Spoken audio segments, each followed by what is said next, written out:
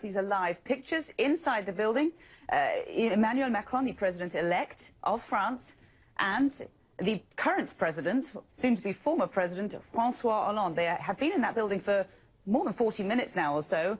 And Melissa Bell, our correspondent, is standing by as well, watching over the whole inauguration proceedings for us from the French capital. Melissa, 40 minutes or more. It's slightly longer, this meeting between these two. These two, of course, who were friends, then they were foes, and they have a lot to discuss, I guess, not just handing over the keys to that magnificent palace, but also, crucially, the country's nuclear codes.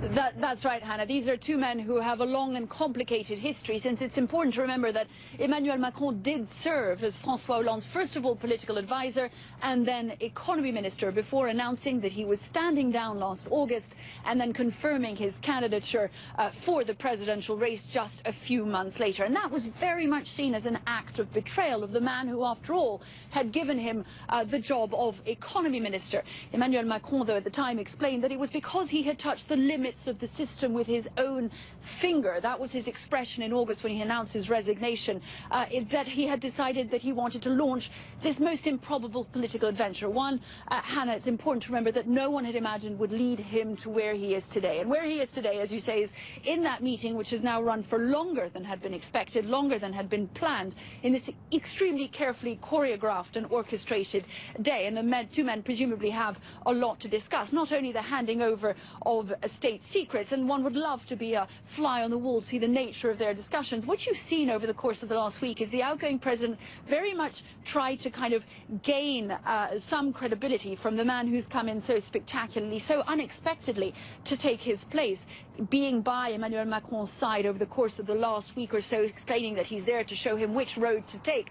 You know, the man who had been betrayed now trying to bask in the reflected glory of the man who, in effect, managed to pull off that unexpectedly successful political gamble. And of course, as we see the two men emerge from that meeting, and no doubt what they had to say to each other will remain a carefully guarded secret by each of them out of respect for the other, we will watch François Hollande head off down that red carpet, accompanied no doubt by Emmanuel Macron. You'll remember that in 2012, François Hollande was seen to have committed something of a faux pas by not accompanying Nicolas Sarkozy all the way to the end of the red carpet and back into his car. He'd simply turned around and gone back at the Élysée Palace. He then apologized, and this is no doubt a mistake that Emmanuel Macron will be keen to avoid. But in a sense, Emmanuel Macron's long day begins only then, once he's seen off François Hollande. It is, as I say, full of protocol, carefully orchestrated, carefully organized, as this political novice becomes the new president of France. Hannah. Melissa Bell, it's George Howell here in Atlanta joining in the conversation. And again, looking at this live image here, 10:55 there in Paris, so many people have come together to see this incoming president soon to take the helm there in France. And just to talk about the big picture here, Melissa, because again, this was an election that the world was watching very closely.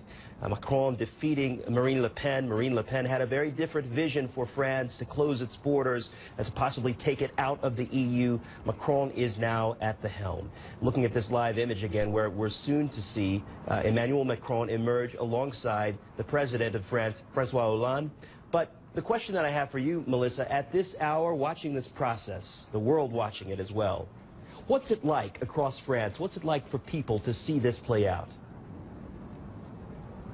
I think there are an awful lot of expectations. Hopes are extremely high for what Emmanuel Macron might achieve, given the fact that he's made it this far, given the fact that he's come in with this promise to get rid of the political elites that he believes have prevented France from reforming and getting its economy back on track, and therefore also taking part of the reforms, necessary reforms of the European Union.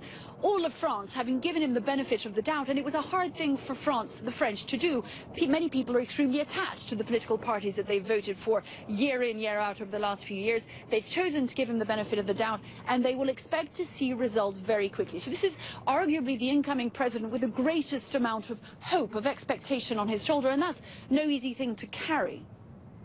Melissa Bell live in Paris, our camera trained right there at the Élysée Palace, waiting for the incoming president-elect to stand beside the outgoing president, soon to happen. You're watching CNN. I'm George Howell in Atlanta. And I'm Hannah Vaughan-Jones in London.